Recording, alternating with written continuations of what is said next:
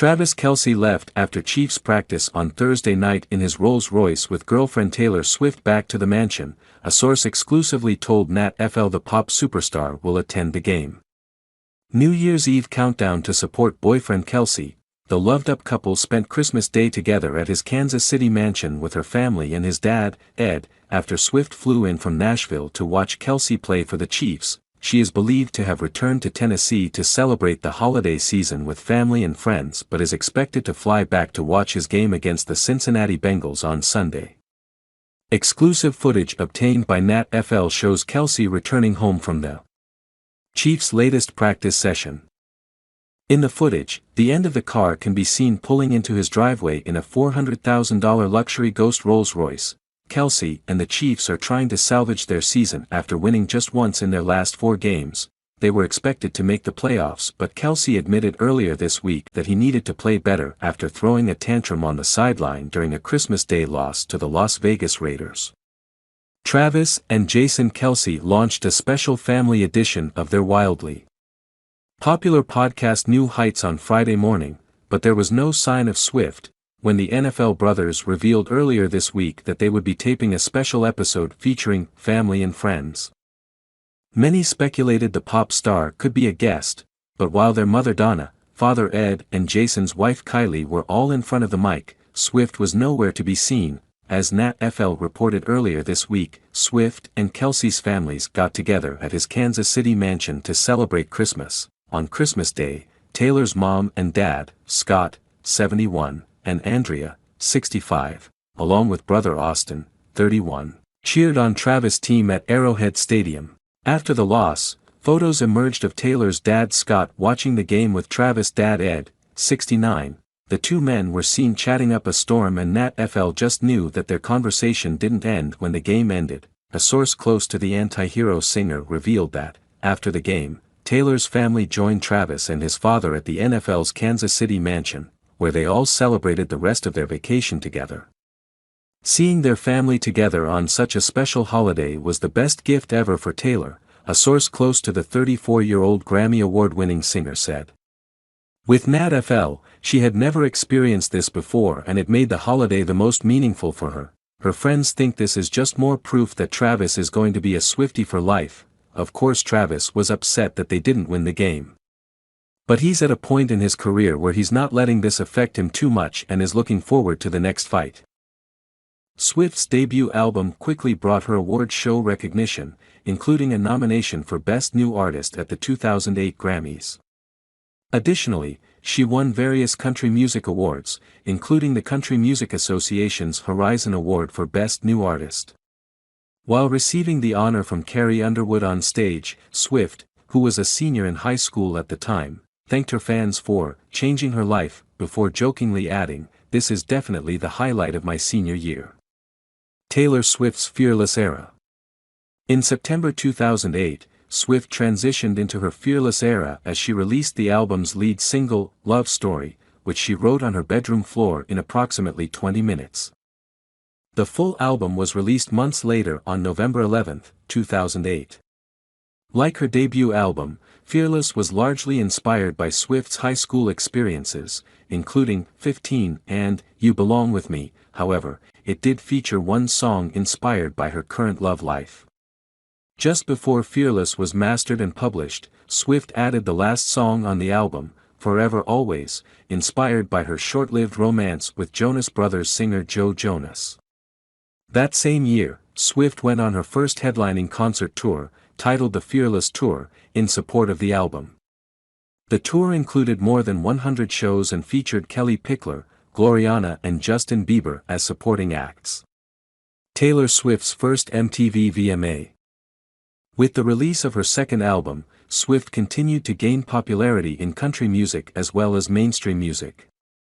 In addition to winning awards at the American Music Awards and being named Billboard's Artist of the Year in 2009, Swift was awarded her very first MTV VMA, taking home Best Female Video for You Belong With Me. However, while giving her acceptance speech at the VMAs, Swift was infamously interrupted by Kanye West, who proclaimed, "Yo, Taylor, I'm really happy for you, I'ma let you finish," but Beyoncé had one of the best videos of all time.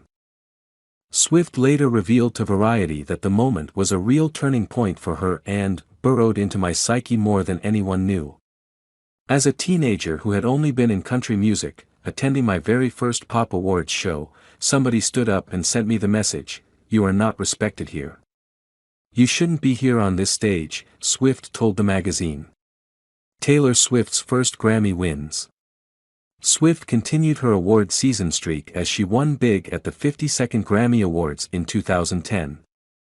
In addition to winning her first Grammy for Best Female Country Vocal Performance for White Horse, she also took home Best Country Song for White Horse, Best Country Album for Fearless and Album of the Year for Fearless.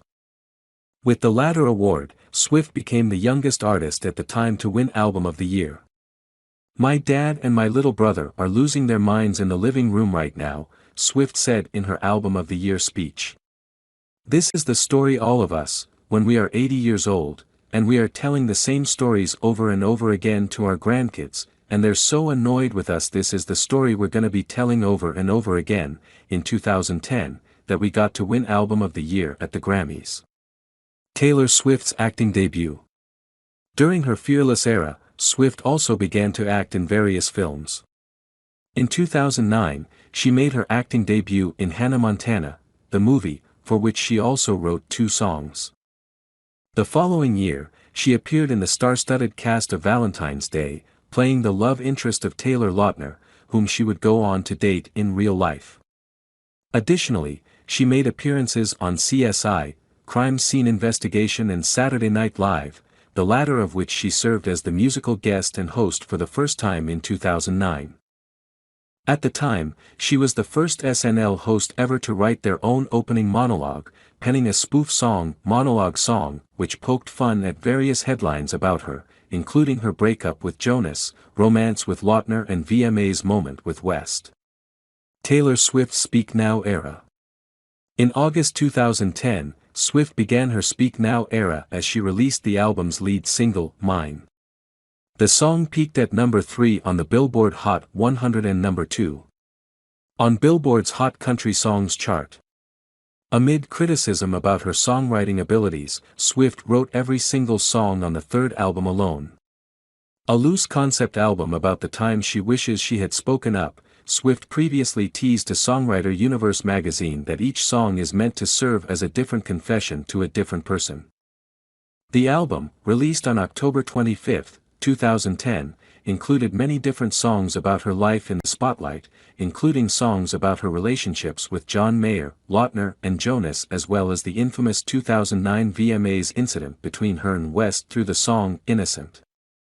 The album received critical acclaim, including Best Country Song and Best Country Solo Performance for Mean at the 54th Annual Grammy Awards in 2012. Following the album's release, Swift embarked on the Speak Now World Tour in 2011 and 2012, which received rave reviews for her visuals and performances. Taylor Swift's Red Era. In August 2012, Swift entered her Red Era as she released the lead single, We Are Never Ever Getting Back Together. The single debuted on the Billboard Hot 100 at number 72 and before reaching number 1 the following week. Red was released on October 22, 2012, and explored the red emotions Swift experienced while creating the album.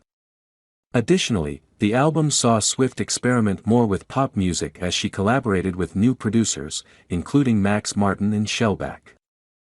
Notably, Swift was praised for her songwriting on the album, including All Too Well, which has become a fan favorite among fans despite never being a single.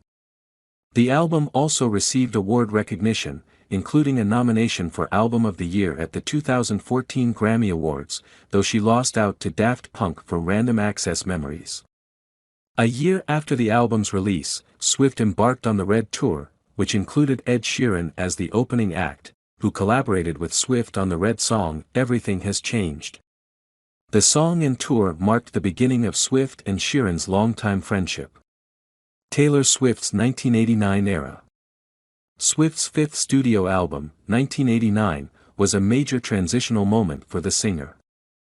Inspired by her move to New York City and her desire to expand her horizons as an artist, Swift decided to leave behind country music and make 1989 a fully fledged pop album. During a live stream via Yahoo sponsored by ABC News in August 2014, Swift announced the details of 1989 and debuted the first single, Shake It Off, about the singer shaking off the naysayers of her career and personal life. The album was released on October 27, 2014, and notably included producers such as Max Martin, Shellback and Ryan Tedder. After working together on the song, Sweater Than Fiction, 1989 also marked her first album with Jack Antonoff as a producer. The two would go on to collaborate on many other projects. Though Swift's record label at the time was skeptical about her releasing a full pop album, 1989 defied expectations, receiving high praise from critics and various awards. Notably, the album received Album of the Year, Swift's second time winning the honor, and Best Pop Vocal Album at the 2016 Grammy Awards. In 2015, Swift kicked off her 1989 World Tour, which included numerous celebrity guests, including Selena Gomez, Justin Timberlake, Nick Jonas and more. Taylor Swift's hiatus from the spotlight.